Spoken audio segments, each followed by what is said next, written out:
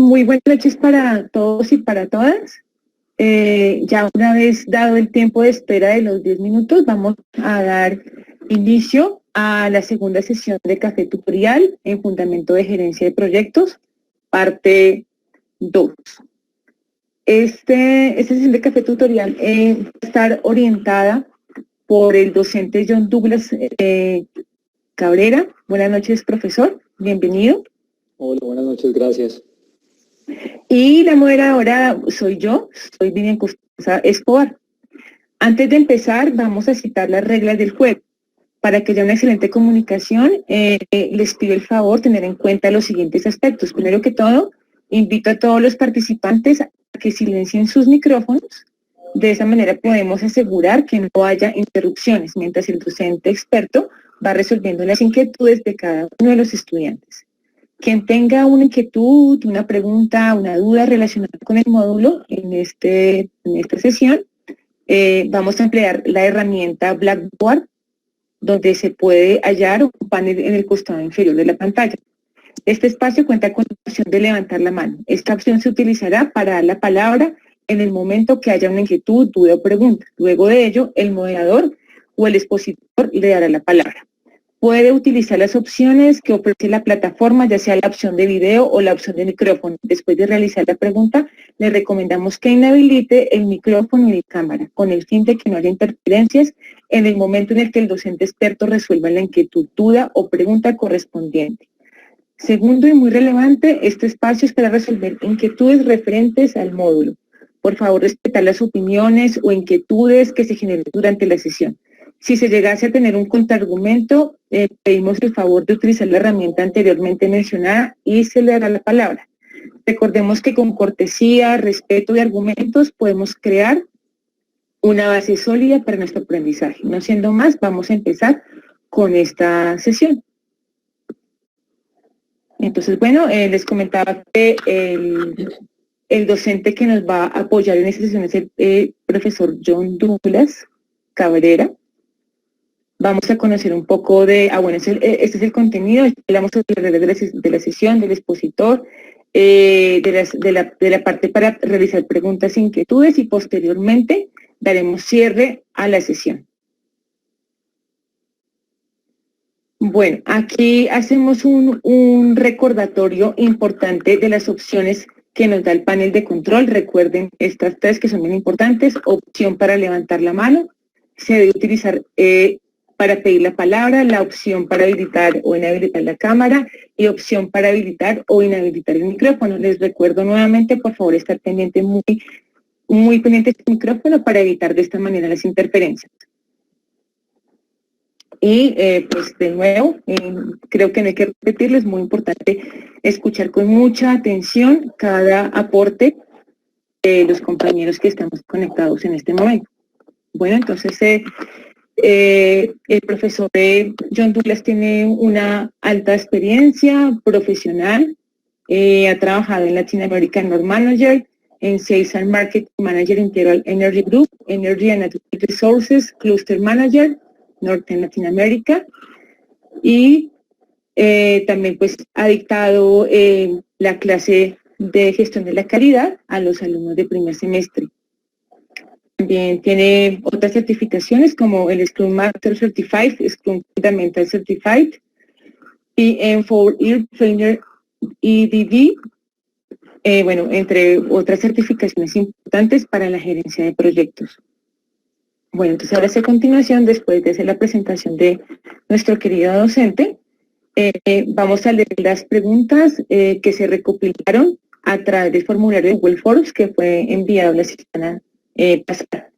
Entonces, la primera pregunta la hizo la estudiante Diana Paola Rojas Pardo, quien preguntó: ¿las metodologías de planeación y ejecución de proyectos ágilmente en algún punto rompen las reglas? Estudiante Diana, ¿te encuentras conectada? Sí, señora. Sí. Buenas tardes. Hola, Diana. Buenas tardes. ¿Quieres ayudarme, por favor, elaborándome un poquito más lo que quieres saber? ¿Rompe las reglas en cuanto a qué, o digamos, cuál es tu inquietud al respecto? Ujú. Listo. He escuchado en varias ocasiones fuera del ámbito de la universidad en donde dicen que el PMI y digamos que las normas son muy cuadriculadas, por decirlo de alguna manera, y hay una forma de trabajo diferente que es en pro de la agilidad.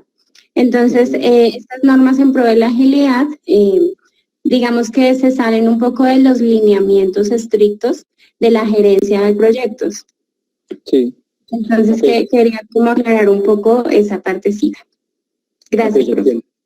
ya entiendo. Mira, eso ha habido mucho debate al respecto, ¿no? Y todo, yo pienso que surge más por un afán comercial de la gente que ha querido imponer metodologías ágiles como una panacea de la gerencia de proyectos. Yo, digamos que tengo experiencia en varias metodologías, no solamente en la del PMI, sino también soy certificado en Prince2 y también soy Scrum Master. Entonces entiendo las dos, digamos, las dos filosofías. Si nos ponemos a pensar realmente qué es lo que es la gerencia de proyectos, la gerencia de proyectos es una profesión, no es una metodología, no es un estándar, no son unas reglas, no son unas formas de hacer las cosas. Realmente es una profesión. Y entonces nosotros decir que, digamos que porque hay ahora unas metodologías ágiles, lo anterior, la profesión de gerencia de proyectos, digamos, está obsoleta o se rompieron las reglas de la profesión. Yo digo que es equivalente a decir que si somos ingenieros de telecomunicaciones, decir que porque ahora estamos transmitiendo todo en fibra óptica y antes se transmitía todo en pares de cobre, la ingeniería de telecomunicaciones está obsoleta y se rompieron las reglas. A lo que voy es a que es una profesión que, como todas, va evolucionando. Y el PMI lo que sí hace es estar, digamos que muy enfocado en construir esa profesión y en estar actualizándola. De hecho, si ustedes revisan la historia del PMBOK, es una actualización más o menos cada 4 años de esta guía. Recordemos que el PMBOK no es un estándar, el PMBOK no es un libro de recetas, no es un libro de plantillas, no es un libro de reglas, es una guía. Y es una guía que es muy interesante a diferencia de las otras, digamos que corrientes de la gerencia de proyectos como el IPMA o el Prince o Scrum, y es que realmente sí ha sido construida por una comunidad de gerentes de proyecto en todo el mundo.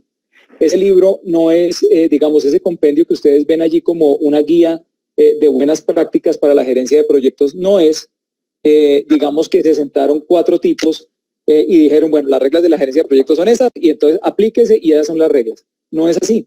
El proceso de creación de estas mejores prácticas es un proceso largo que usualmente dura entre 3 y 4 años justamente, y es que vamos mirando todas las mejores prácticas que se van recopilando alrededor del mundo en la gestión de proyectos.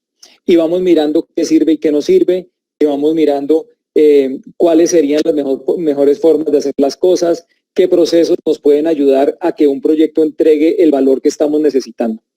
En últimas, lo que sí queremos como profesionales de la gerencia de proyectos es que nos entregan una iniciativa y nosotros con esa iniciativa temporal tenemos que entregar un valor, ¿cierto? Y tenemos que hacer lo que sea para entregar ese valor. No seguir ninguna regla ni estar apegados a ningún dogma, sino tener el criterio suficiente para poder encontrar las herramientas y técnicas, los procesos y las formas de hacer las cosas que me lleven a entregar ese valor. Entonces, ¿qué ha pasado con el PMBOK? El PMBOK en la versión de la 5 a la 6 tuvo un cambio fundamental, y es un cambio que mucha gente que te dice ese tipo de cosas quizás no lo ha leído o no ha estado, digamos, muy involucrado en el proceso de creación de esa guía. Y es que tiene un apéndice que habla de todas las metodologías ágiles. Inclusive desde antes, desde las versiones 4 y 5, siempre se hablaba de las metodologías iterativas y de algo que se llamaba el Rolling Wave Planning, en donde la planeación se tenía que hacer de manera continua durante todo el ciclo de vida del proyecto. Y eso, si vamos a ver qué es lo que utilizan las metodologías ágiles como Scrums, para poder, digamos, que tener ciclos de feedback más pronto, ¿no? O sea, no esperar a que se termine, digamos, un entregable o todo el proyecto para tener un feedback y luego empezar a replanear si algo salió mal. Entonces, digamos que el PMI sí ha tenido muy en cuenta eso y existe. ¿Hacia dónde va ahora el PMI? El PMI tiene toda una metodología ágil para apoyar los proyectos que así lo requieran y se llama la disciplina ágil, de Discipline Agile. Y eso lo vamos a empezar a ver todavía con más fuerza en la versión 7 del PMBOK que va a salir en enero del año 2021. En enero del año 2021 viene la nueva actualización del PMBOK y ya va a traer toda una, digamos que toda la parte de disciplina ágil bien estructurada. Entonces, ¿por qué digo que esto es una profesión y nosotros como, digamos, si uno es ingeniero o si es médico, pues vamos a tener que utilizar los instrumentos que necesitamos para hacer una buena cirugía, ¿cierto? Y no vamos a tener que seguir, hay unos procedimientos para hacer una cirugía, pero utilizaremos nuestro criterio para poder, digamos que resolverle un diagnóstico a un paciente. ¿Qué nos dice qué utilizar en un momento dado? Es cada proyecto. Los proyectos que utilizaban la metodología de Waterfall, que es la que más comúnmente se conoce como la metodología PMI, que todo el mundo dice que utilizan la metodología PMI. Entonces la metodología PMI es la metodología de cascada, en los cuales son proyectos en donde no son iterativos, sino que se llaman o se denominan predictivos. ¿Qué quiere decir eso? Que yo ya conozco mi triple restricción muy bien. Yo conozco mi tiempo, mi costo y mi alcance. Los conozco, ¿cierto? Y con esa triple restricción yo arranco a hacer el proyecto. Entonces, en proyectos donde yo tengo bien conocida mi triple restricción, es recomendable utilizar herramientas de Waterfall del PMI, ¿cierto? ¿En qué casos utilizamos más herramientas ágiles? En casos de proyectos en donde no conocemos alguna de las tres restricciones que tenemos en todo proyecto. Por ejemplo, en los proyectos de software y de tecnología, que es de donde nacen las metodologías ágiles y no son de ahora. Las metodologías ágiles tienen hace más de 30 años en el mundo de la tecnología. Las empezó a implementar IBM con el Rational, con el modo Rational, el RUP, Rational Unified Protocol, ¿cierto? Y entonces, digamos, desde esas épocas ya se sabía que teníamos que hacer ciclos rápidos de probar, hacer entregables lo más rápido posible, tener feedback y ir modificando cosas para poder llegar a un alcance, ¿cierto? Entonces esto no es nuevo, ni que el Scrum se lo inventaron hace 2 meses o hace 2 años. Eso lleva más de 30 años también hablando, sobre todo en el mundo de la tecnología. ¿Y por qué? Porque en el mundo de la tecnología y sobre todo en el desarrollo de software, una restricción no es bien conocida y es el alcance. El alcance muta mucho durante el ciclo de vida de esos proyectos. Entonces, ¿qué nos dijo la experiencia de todos estos años y de toda la gente que ha ido recopilando su experiencia haciendo ese tipo de proyectos? En proyectos donde yo no conozco muy bien el alcance, es recomendable utilizar ciclos cortos de feedback. Rápidamente enfocarnos en entregar pequeñas partes del alcance y poder recibir feedback de nuestros interesados y poder replanear y empezar a iterar mucho más rápido en la ejecución de estos entregables, que eso es básicamente una metodología ágil, ¿vale? También cuando podemos utilizar herramientas ágiles, cuando no se conoce el tiempo. Es ahí uno también dice, ¿cómo así? Y entonces, ¿en qué tipo de proyectos no se conoce bien el tiempo? Se conoce este tipo de proyectos como proyectos emergentes. Este tipo de proyectos son proyectos en donde uno sabe lo que quiere hacer, tiene un costo aproximado de lo que le va a costar, pero no sabe cuándo va a tener el resultado. Entonces, fíjense que tengo el alcance, tengo mi costo, pero no sé cuándo va a ocurrir el resultado. Es, por ejemplo, lo que está pasando ahora con la vacuna del COVID, ¿cierto? Los laboratorios Moderna, Pfizer, AstraZeneca tienen cierto número de millones de dólares, tienen digamos que un alcance, quieren encontrar la vacuna, se sabe que tienen que encontrar una vacuna con cierto alcance, que cure, que genere los anticuerpos y todo lo que tiene que hacer una vacuna, pero no saben cuándo la van a tener, por eso es que todavía no sabemos cuándo vamos a tener vacuna del COVID. Y entonces, cuando tenemos ese tipo de proyectos, lo más recomendable también es utilizar ciclos rápidos de feedback, es decir, pruebe, si no funcionó, modifique, vuelva y pruebe, y empezar a mirar cómo con esas iteraciones puedo acercarme lo más rápido posible a que algún día, ojalá lo más rápido posible, llegue yo al resultado.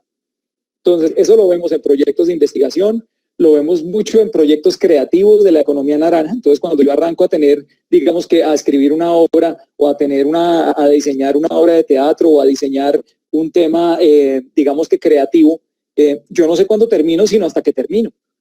Y entonces, para ahí, en ese caso, es recomendable utilizar esas herramientas ágiles. Por ejemplo, cuando quiere escribir un libro. El escritor arranca a escribir un libro, pero él no sabe cuándo lo va a terminar. En algún momento le pondrá la palabra fin, pero no sabemos cuándo va a pasar eso. Y entonces, ¿qué hacen los escritores en un proyecto creativo literario? Y es estar iterando de la misma manera con su editor. Y entonces el editor le va dando recomendaciones y mire, cámbiale esto, arréglele esto, hágale otra vez. El tipo va y se encierra otra vez un mes a escribir, luego trae otra vez otra iteración y empezamos a mirar hasta que el tipo ya se siente contento y tranquilo, el editor también, y dicen, bueno, vamos a ponerle la palabra fin a su libro y el proyecto se terminó. Entonces, fíjense que no es solamente en proyectos de tecnología. ¿Y qué nos ha traído justamente esas metodologías de planeación y ejecución en proyectos? En que efectivamente sí hemos podido empezar a integrar cosas del agilismo en los proyectos de Waterfall. Y es ahí donde otra vez nosotros lo que tenemos que hacer es ser buenos gerentes de proyecto y tener criterio de saber cuándo utilizar herramientas ágiles y cuándo no. Entonces, todas las, digamos que prácticas de incluir interesados en las revisiones del proyecto, incluir interesados en las reuniones del proyecto para tener de pronto feedback más rápido antes de entregar un producto, es recomendable así estemos en un proyecto de Waterfall, ¿cierto? Entonces, otra vez, no es que haya reglas, no es que llegó el agilismo y rompió las reglas, porque realmente no hay reglas.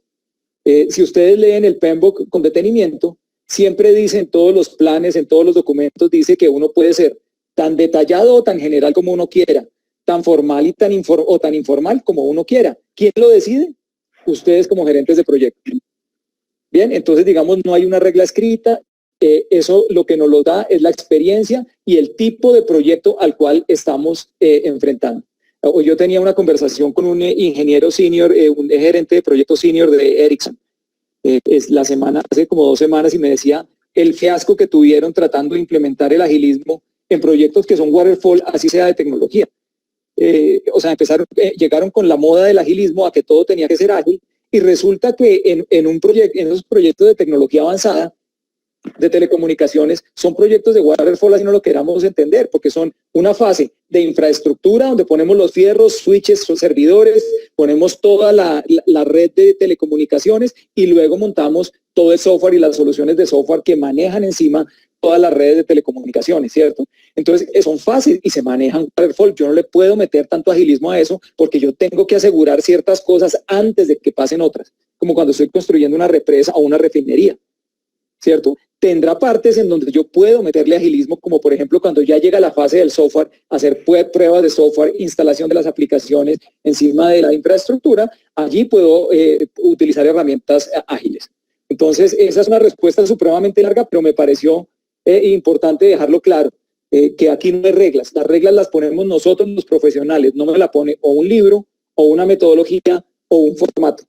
No, me la pone mi criterio y lo que yo he aprendido para manejar bien los proyectos, ¿vale? Espero que haya sido suficiente porque me extendí un poco. ¿Sí, Diana? Profe, perfecto. Muchísimas gracias. Me quedó súper claro. Vale. Bueno, posteriormente entonces vamos a hacer alusión a las preguntas planteadas por la estudiante Gloria Janet Joa Jamioy. ¿Estás conectada, Gloria? Sí, buenas tardes. Hola, Gloria. ¿Cómo estás? Voy a dar paso, voy a leer las preguntas que enviaste a través del formulario. Entonces, Gloria plantea las siguientes. La primera pregunta es, ¿cuáles son las fortalezas y cuáles son las limitaciones del PMOBK? La segunda, ¿nos puede dar algunos tips para categorizar a los interesados en la matriz de gestión de interesados? Okay. Bueno, para contestarte la primera, después de toda la respuesta larga que acabo de dar, otra vez, la fortaleza del PMBOK, ¿cuál es? La fortaleza del PMBOK es que ha sido una guía construida por un conocimiento colectivo enorme, enorme, que no lo tenemos, digamos, en solo Colombia, sino que es el PMI, recuerden que es la asociación de profesionales más grande del mundo. O sea, es una cosa grandísima, y cómo se construye todo ese conocimiento colectivo se seleccionan los voluntarios con la mejor hoja de vida, los que han tenido los proyectos, han estado gente en proyectos complejos, en proyectos de todo tipo, y se juntan y se hacen talleres alrededor del mundo mirando las mejores prácticas de cómo gerenciar proyectos.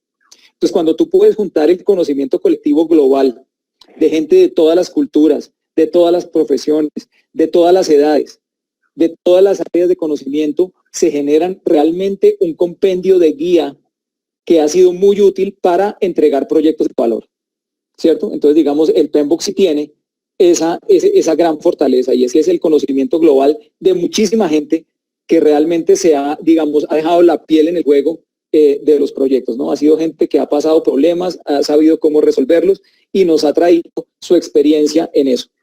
Ha habido colombianos, yo he participado en talleres de generación de PMBOK, digamos que aquí de Colombia yo conozco varias gente que la seleccionan y la llevan, la juntan en un sitio. Ahora virtualmente no sé cómo lo están haciendo, no he estado involucrado, pero antes citaban. Entonces, para Latinoamérica yo estuve en reuniones en Chile, han habido reuniones en Argentina, en Brasil, en Colombia hubo una hace poco, en Argentina hace 2 años, una reunión en Cartagena en donde juntaron a muchos gerentes de proyectos de Sudamérica para generar esas mejores prácticas y esa evolución que le están esperando dar al PMBOK ahorita a partir de enero. Entonces, digamos, esa es la fortaleza.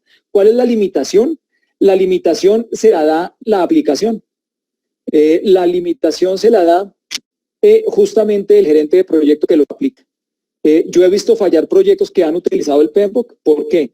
Porque cuando siempre nos dicen que lo que fallan no son las metodologías, sino la gente, tienen razón. Porque una metodología está allá y lo que falla es la gente. Y no solamente la gente que lo implementa, sino la gente que da las instrucciones. Entonces, cuando nosotros queremos coger un libro como el PMBOK y forzarlo de manera radical, de manera como acaban de mencionar, cuadriculada, a que esto se tiene que llevar así, y llenamos a un proyecto de formatos, de cosas rígidas, cuando no se necesita, pues allí es donde empezamos a ver las limitaciones. Entonces, las limitaciones de este tipo de cosas, como el PMBOK, van en cómo se aplican. Entonces, cuando uno se toma mal el remedio, le echa la culpa al remedio, y resulta que no era que se tomara, digamos, todo el litro de jarabe, sino que se le tomara 2 veces al día una cucharadita, para digamos, dar un ejemplo similar. Entonces, es en la aplicación donde podemos tener limitaciones. Tenemos que tener por eso mucho criterio. Por eso es que en estos posgrados y en estas actividades académicas, lo que tenemos que aprender es eso, porque cualquiera pudiera coger ese libro y empezar a hacer proyectos y decir que con eso ya es un gerente de proyecto, y no. Por eso, recordemos que para poderse certificar PMP, no es solamente saberse el PMBOK de memoria, tiene que tener una formación académica y tienes que tener varios años de experiencia gerenciando proyectos para que te validen la elegibilidad, porque realmente lo que te da la fortaleza de utilizar bien ese PMBOK es la experiencia, no es, digamos, que nada más. ¿Vale? Vale, muchas gracias. Correcto. Bueno, bien. La siguiente que nos habla de tips para categorizar los interesados en la matriz de gestión de interesados. Bueno, empecemos por volver a recordar cuáles son las características de los interesados. Un interesado es un individuo o un grupo de individuos que impacta o se impacta por el proyecto, de manera positiva o negativa. Entonces, eso es lo primero que tenemos que identificar, ¿cierto? O sea, qué personas o qué grupo de personas están siendo impactadas por el proyecto o pueden impactar mi proyecto, ¿cierto? Y ese impacto puede ser positivo o negativo. Entonces, lo primero que uno debe empezar a revisar es qué personas o grupos de personas tienen capacidad de afectar mi proyecto, ¿cierto? Es pensar eso. El primer tip es, bueno, de toda esta gente, ¿qué grupo de personas me puede complicar el proyecto? ¿Cierto? O sea, si lo pensemos desde el punto de vista negativo, es ¿quién me lo puede fregar? O sea, ¿quién me puede poner el palo en la rueda? ¿Quién me puede hacer la zancadilla en el proyecto? Y ahí lo voy identificando. Luego, por el lado positivo, ¿qué personas me lo pueden influir positivamente? O sea, realmente, ¿quiénes me pueden destrabar un problema? ¿Quiénes me pueden ayudar a influenciar? ¿Quiénes me pueden ayudar a arreglar un problema técnico? En fin, también los tengo que utilizar. Y una vez tenemos eso ya lo tenemos en nuestro eje vertical de lo que se llama el poder o influencia, ¿cierto? Entonces, digamos, ya tenemos las personas que nos pueden impactar nuestro proyecto y ya sabemos si es negativa o positivamente. Y a su vez, luego el siguiente tip es pensar qué tanto le interesa a esa persona el resultado de este proyecto. Es, al final, si yo estoy construyendo un puente, ¿a esta gente le interesa que yo termine bien ese puente? ¿Le interesa? ¿O es simplemente quiere sacar algo del proyecto, quiere tener algún beneficio del proyecto, pero si el puente se cae a los 2 días, le vale? ¿Cierto? Entonces, a la gente que le vale poco, es gente que tiene poco interés en el proyecto. Y los que efectivamente necesitan este puente hecho, se van a beneficiar del puente cuando te quede terminado, son personas que tienen mucho interés en que ese proyecto se lleve a cabo y de los beneficios para los que fue acometido.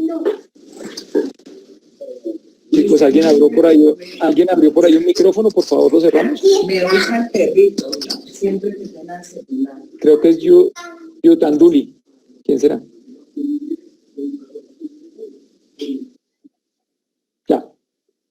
Listo. Entonces, básicamente son esos tips, Gloria, es prácticamente pensar en el poder que tienen para impactar y también, perdón, no es o, sino y qué tanto les interesa ese proyecto.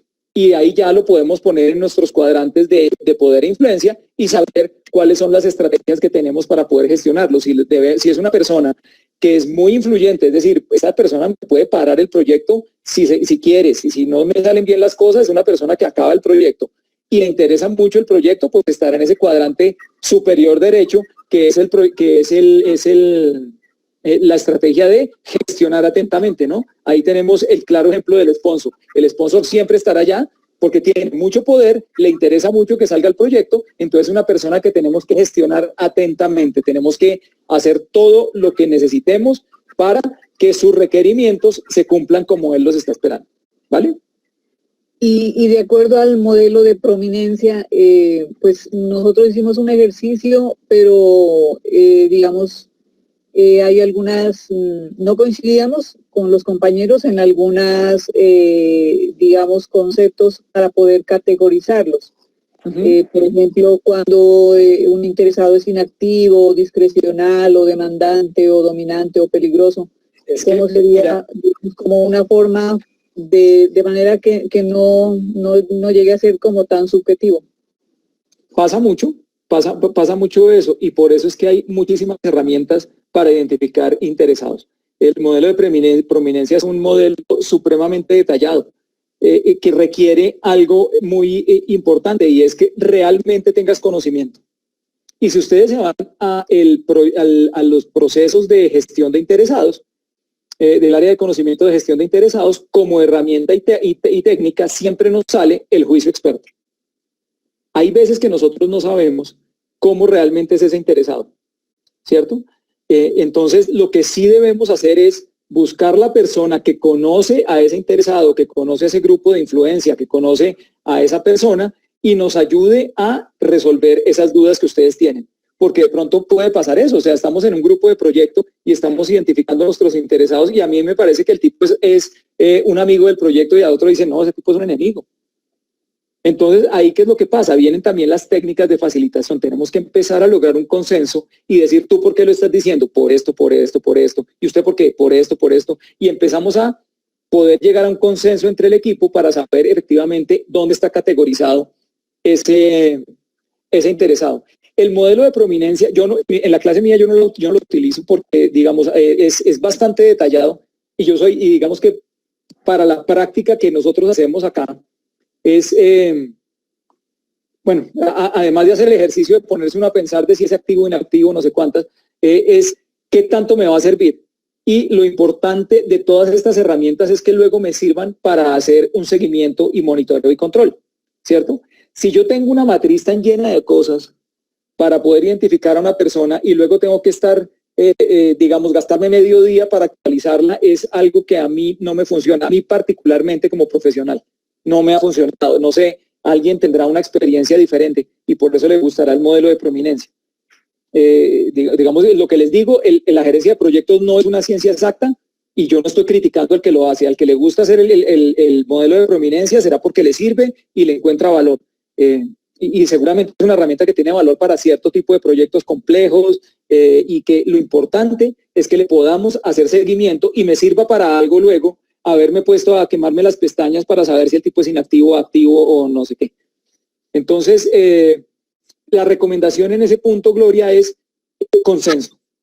Tienen que sentarse y llegar a un consenso sobre hechos y datos.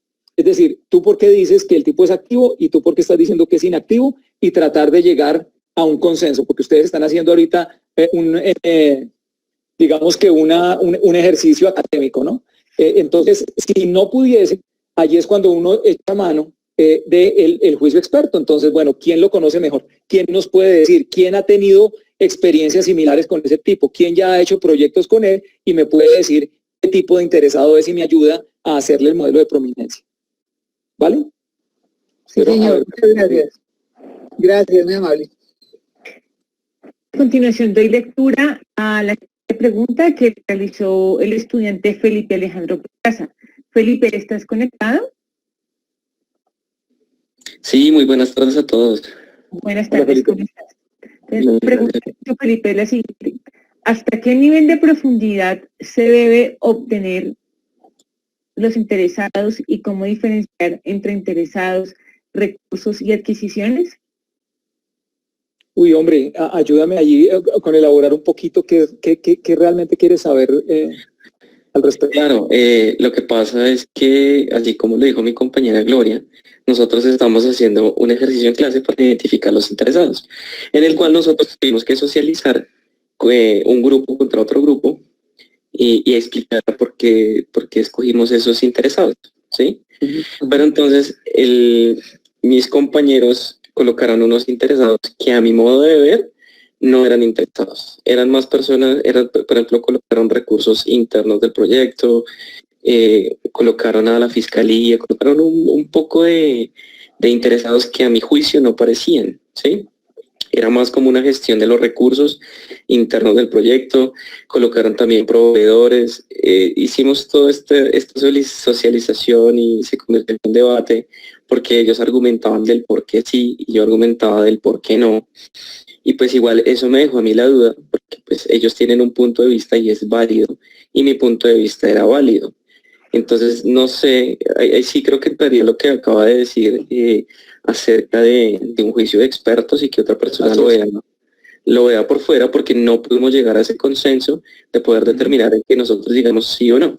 Pero eso me llevó a mí a tener esa duda de cuándo yo debo saber diferenciar en que esta persona, aunque pertenece a mi equipo de trabajo, me puede estar afectando el proyecto como tal. Entonces se me puede convertir, fuera de ser un recurso, se me puede convertir en un interesado.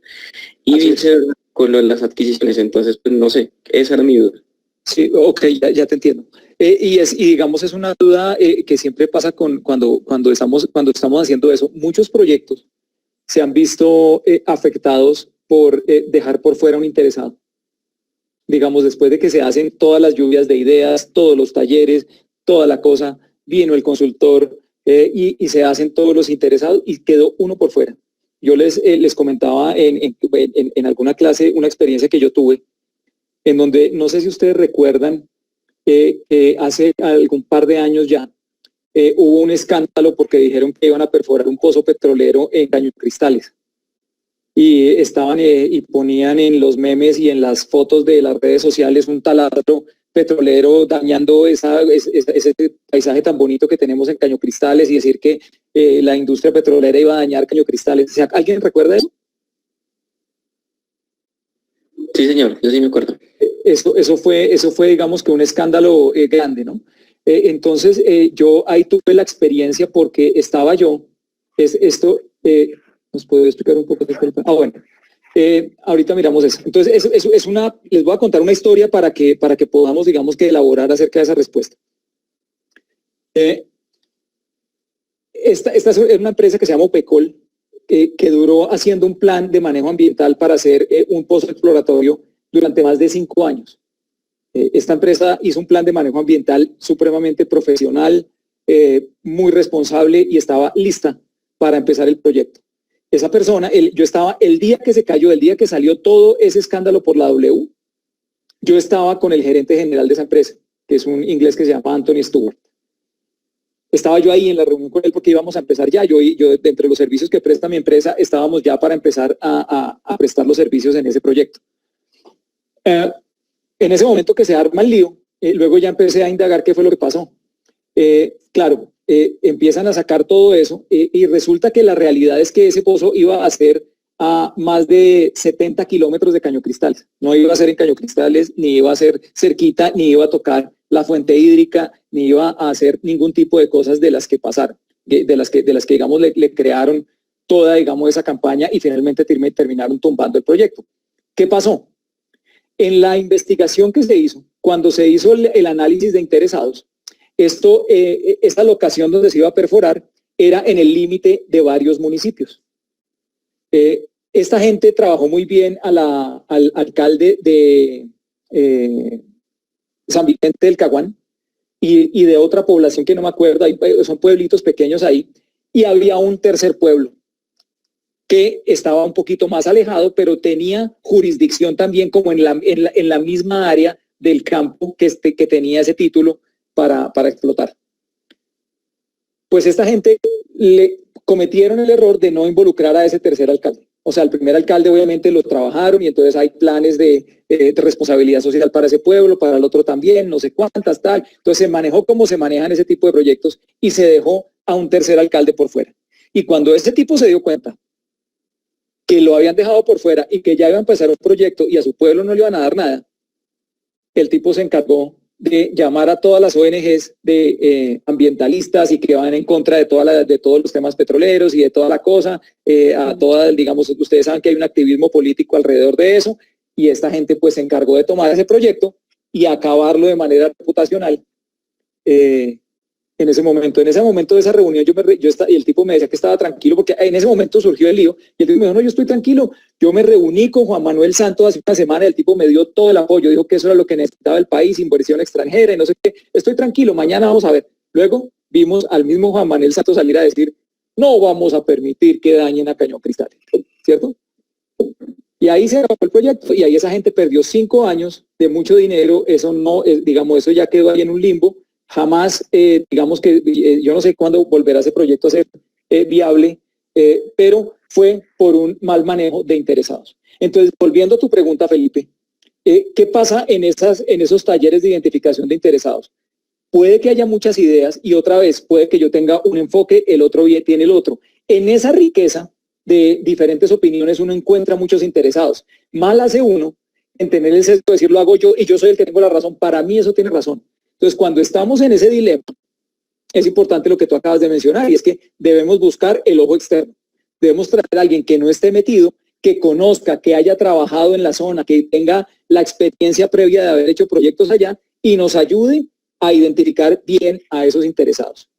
Pero también respondiéndote del otro lado, por ejemplo, y también digamos que yo ahí a veces tengo discrepancias cuando me dicen que el gerente de proyecto también es un interesado del proyecto, entonces yo me tengo que gestionar a mí mismo. Y hay gente que lo pone. Entonces yo dice, si eso me va a agregar valor en el proyecto, hágalo. Si no me va a agregar valor, no lo haga. ¿Cierto? Entonces, por ejemplo, cuando hay un grupo, cuando estamos en un proyecto y nuestro equipo de trabajo lo vemos como un interesado, es porque tiene un sentido trabajarlo así, porque digamos, el plan de gestión de interesados que nos dice, haga un plan de involucrar a ese interesado para lograr el valor que usted necesita del proyecto. Obviamente, nosotros sabemos que nuestro equipo de trabajo está interesado en el proyecto y tiene influencia, porque es un equipo que el día que diga que no quiere trabajar, pues el proyecto se acabó, ¿cierto? O cuando empiece a incumplir. Entonces, ahí tienes muchas razones donde uno dice, bueno, pero ¿dónde gestiono yo el tema de recursos humanos desde el punto de vista de formas de trabajo, reglas de juego, recompensas, objetivos de trabajo. Eso está en gestión de recursos, ¿cierto? O sea, es necesario que yo también le haga un ingreso a en el plan de gestión de interesados a ese grupo de trabajo. Esa respuesta solamente la puedes dar después de que analices realmente si vale la pena y te genera valor. ¿Cómo te genera valor? Por ejemplo, cuando hay un recurso que sabemos que es un especialista supremamente complicado, lo conocemos porque el tipo es de esos que no trabaja los sábados, por su conocimiento tan específico no podemos reemplazarlo fácilmente, y es un tipo que tiene ciertas características que necesitamos manejarlo de cierta manera para que se involucre en el proyecto. Entonces ahí podría valer la pena tenerlo dentro de la matriz de interesados y dentro del plan de involucramiento. ¿Cómo lo vamos a involucrar? ¿Cómo lo vamos a hacer que el tipo se enganche y no se convierta en un riesgo para el proyecto? ¿Vale? En esos puntos valdría la pena. Si no, se manejaría simplemente como la gestión de los recursos, como uno maneja cualquier equipo de trabajo dentro del plan de gestión de recursos. Y ahí estoy de acuerdo contigo en eso. Entonces, eso depende. Otra vez, en proyectos ustedes escucharán siempre esa palabra, depende. Depende de si me agrega valor o no me agrega valor. Lo mismo con las adquisiciones. Yo puedo tener una gestión de proveedores en gestión de adquisiciones, desde luego, pero imaginemos que hay un proveedor clave, un proveedor que sabemos que tiene, digamos, un tipo de monopolio y que es importantísimo que el tipo me cumpla con los tiempos de entrega, me cumpla con las especificaciones y la calidad que yo espero de ese material para el proyecto. Quizás vale la pena que yo le haga un plan de involucramiento y esté haciéndole un seguimiento más cercano, le esté compartiendo el cronograma, lo invite a las reuniones del proyecto, le haga una gestión, digamos que de cultivar la relación para que ese tipo, el día que diga, ¿sabe qué? Hermano, me salió un cliente mejor y entonces yo le vendo a ese, suerte su proyecto. Que eso puede pasar, ¿no? Entonces, cuando hay proveedores que tienen, digamos que una dominancia en el mercado, yo me acuerdo sobre todo en equipos de ingeniería y eso, cuando hay equipos, digamos, hay un equipo muy especializado y se lo están peleando 3 compañías, es un riesgo tremendo, porque puede que usted le ponga una cláusula de cumplimiento, el tipo le digo, no le firmo ninguna cláusula. ¿Y tú qué haces? Entonces tienes que gestionarlo desde el punto de vista de influenciarlo, de involucrarlo en el proyecto, de ganarte el compromiso y de hacer una gestión sobre ese individuo y sobre esa empresa para que te ayude a que no se te convierta en un riesgo. ¿Vale? Pero si es un proveedor, es el proveedor de, no sé, de los cuadernos y de la cosa que es un tema commodity, la contratación de ciertos servicios que no tienen ninguna relevancia, digamos, desde el punto de vista de influencia e interés, pues entonces vamos a manejarlo desde nuestro plan de adquisiciones y gestión de proveedores normal. ¿Se entiende? Sí, muchísimas gracias, me quedó muy claro. Perfecto. Listo, bueno. Felipe. Y bueno, y aquí había una pregunta en el chat. Sí, profesor John. Permíteme, yo la leo. Una vez ya leí las preguntas que fueron enviadas por los formularios, vamos a dar paso a las respuestas de las preguntas que los compañeros manifiesten por este medio. Entonces, si llegó una pregunta, que es la siguiente. Hola, profe, buenas noches. ¿Nos podrías explicar un poco acerca del plan de configuración del proyecto? ¿Se realiza a través del control de cambios? El plan de configuración, esto se maneja mucho en proyectos de tecnología y se habla del configuration management, de la gestión, no es tanto el plan de configuración, sino la gestión de la configuración. Y cuando estamos hablando de configuración, estamos hablando sobre todo de gestión de la calidad. Entonces, cuando yo tengo, ustedes ya empezaron a ver alcance, y entonces lo que ven es que existen unos requerimientos del proyecto por ciertos interesados, en donde digamos, tienen ciertos requerimientos para el proyecto, que luego tenemos que traducir en requisitos. ¿Con qué requisitos yo voy a dar cumplimiento a esos requerimientos? Y desde luego, cuando yo empiezo a bajar esos requisitos a nivel del entregable, es decir, con qué entregables yo voy a cumplir los requisitos, encuentro que esos entregables tienen cierta configuración. Configuración desde el punto de vista técnico, procedimental, documental, tiene una configuración determinada para poder cumplir ese alcance y decir que yo cumplo los requisitos. Entonces, el concepto de calidad en gerencia de proyectos nos dice que calidad es cumplir con los requisitos. No es cumplir con la ISO 9000, no es cumplir con no sé cuántas cosas de calidad, no. La calidad es cumplir con los requisitos. Cuando yo entrego un proyecto que cumple con los requisitos, entregué un proyecto de calidad. Y cuando yo estoy haciendo ese cumplimiento de requisitos, estoy entregando unos productos que cumplen esos requisitos. Entonces, cuando yo reviso la configuración que tienen esos productos, que tienen formas, colores, materiales, formas de hacer o en código, o tienen ciertas interfaces de usuario y tienen ciertas características técnicas, es una configuración que yo tengo que tener bien documentada dentro de mi plan, dentro de mi gestión de configuración, ¿vale? Y se realiza a través del control de cambios. No es que se realice a través de la gestión de cambios, sino que cuando existe un cambio, tenemos que verificar qué tanto se nos está modificando la configuración. Porque cuando hay una solicitud de cambio, muchachos, cuando cambia una de las 3 líneas base del proyecto, ¿cierto? O cambia la línea base de alcance, o cambia la línea de base de costo, o cambia la línea base de tiempo. Entonces, cuando cambia la línea base de alcance, seguramente, ¿qué es lo que está cambiando? Los entregables que hacen parte de ese alcance. Entonces, o adiciono entregables, o elimino entregables, o modifico entregables. Y entonces, en esos cambios, cuando yo modifico un entregable, tengo que verificar si esa configuración también está cambiando. Y si cambia, pues debo gestionarla dentro del mismo control de cambios, ¿cierto? Porque tendremos que meterle, digamos que a esa configuración ya quiero ese entregable no solamente que tenga, si es un carro, que no solamente tenga un computador a bordo, sino que también tenga sensores antichoque alrededor. Entonces, ese fue el cambio. Entonces, cambia la configuración de ese entregable. Y eso lo tenemos que tener en cuenta en la descripción del entregable en términos de su configuración. ¿Vale? Bueno, no sé si hayan otras preguntas, inquietudes. Se está agotando el tiempo de la sesión, entonces los invito a que reflexionen y observen si tienen otra duda, inquietud con respecto a estos temas tan interesantes que estamos tratando.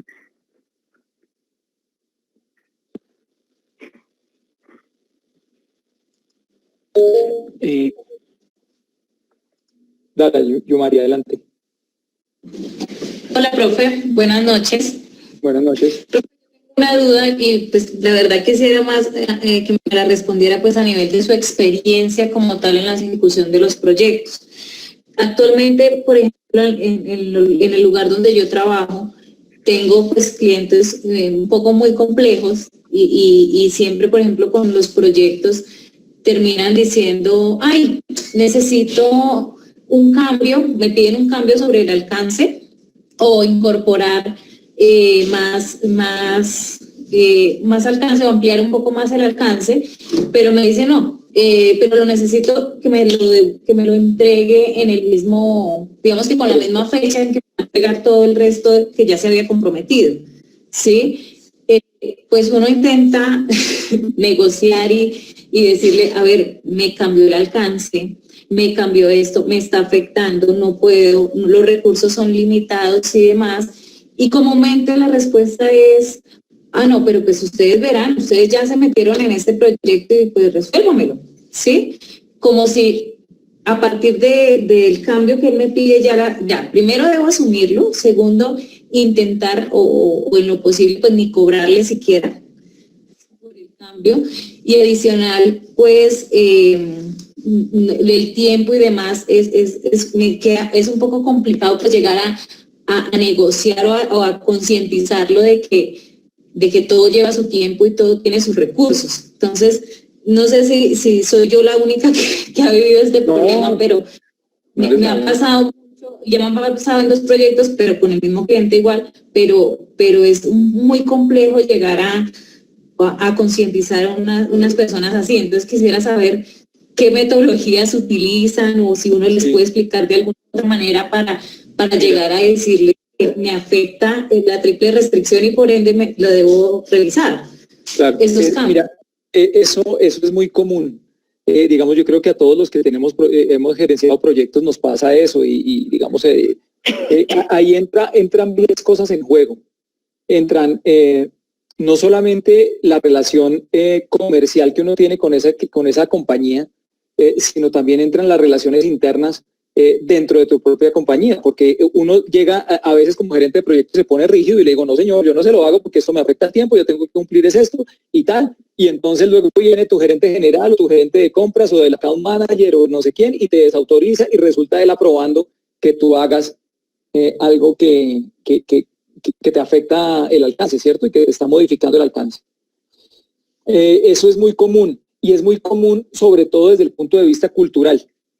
En Colombia, Latinoamérica, pero sobre todo en Colombia, hay una cultura de que el cliente quiere exprimir al proveedor hasta lo último y quiere tirarse de vivo y quiere siempre lograr más del proyecto gratis y quiere exprimirlo y eso sí donde se me llegue a atrasar en todo lo multo y no sé cuántas.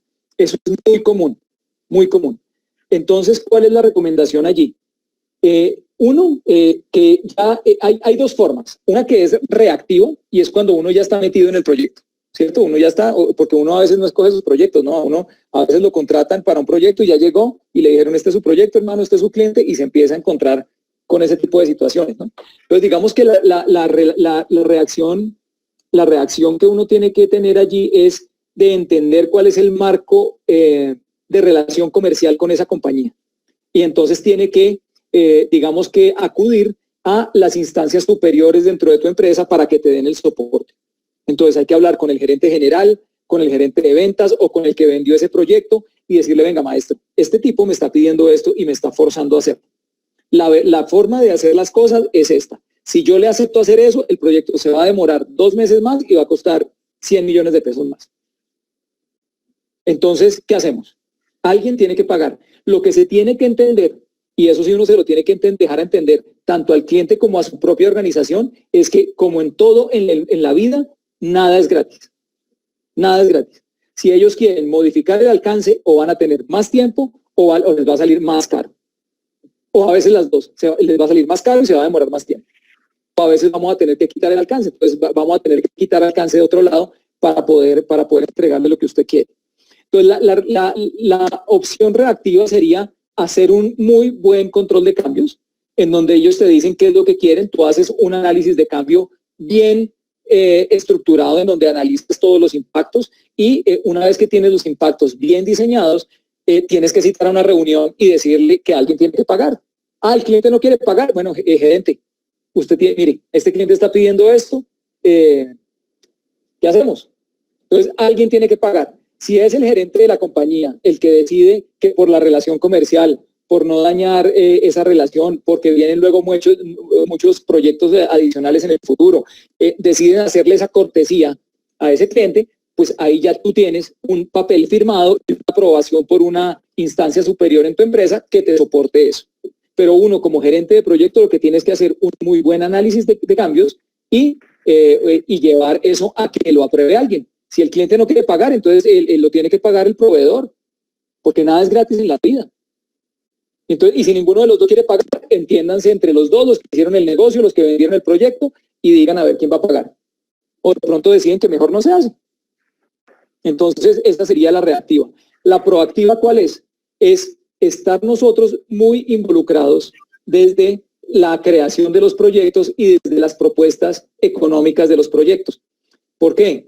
Nosotros como profesionales que somos y tenemos un código de ética y tenemos, digamos que unos principios de una profesión, deberíamos cuando encontramos ese tipo de situaciones en una compañía que sabemos que le están costando plata, porque los clientes están sacando provecho de eso. ¿Y eso qué significa? Que la pérdida la está asumiendo tu compañía. Entonces deberías, digamos que el deber ser es juntar a la gerencia, juntar al departamento legal, y juntar, digamos que a todos los involucrados en eso y decir cómo mejoramos el proceso comercial para que los contratos incluyan cláusulas que prevengan eso. Que todos los contratos tengan una cláusula que digan, señor, cualquier cambio de alcance que usted me pida será sujeto a un control de cambios y si se demora más o cuesta más, tendrá que ser aprobado y alguien tiene que pagar. Y el que tiene que pagar siempre es el cliente. En una relación comercial, el que paga es el cliente. En Colombia nos acostumbramos a que no, a que el que paga es el proveedor. Y entonces todas las compañías grandes que son clientes resultan quebrando a las pequeñas que son sus proveedores. Entonces es justamente por una mala práctica de proyectos y por estar siempre estar aceptando ese tipo de cosas que tienen un nombre específico en gestión de alcance que se llama gold plating, ¿no?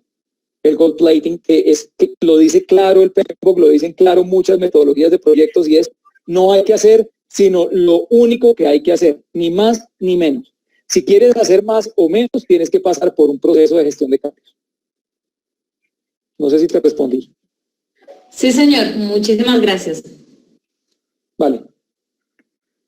Bueno, compañeros y compañeras, muchas gracias por la participación, por su colaboración en este café. Muchas gracias, docente John, por sus aportes, fueron muy importantes para todos. Y nos vemos en una próxima sesión, ya el tiempo finalizó. Y los invitamos también a que sigan participando en las demás sesiones de cafés tutoriales que les damos a hacer por áreas de conocimiento y procesos también. Va a haber una sesión dedicada para cada componente de la gerencia de proyectos, para que estén pendientes de sus correos y de las invitaciones. Agradecemos por este espacio. Muchísimas gracias. Perfecto. Bueno, mucho gusto haber estado acá y bueno, mucha suerte en su especialización, y lo que necesiten ya saben cómo ubicarme ahí en el correo de la U. Nos vemos. Chao, chao. Muchas gracias, John, que estés muy bien. Gracias.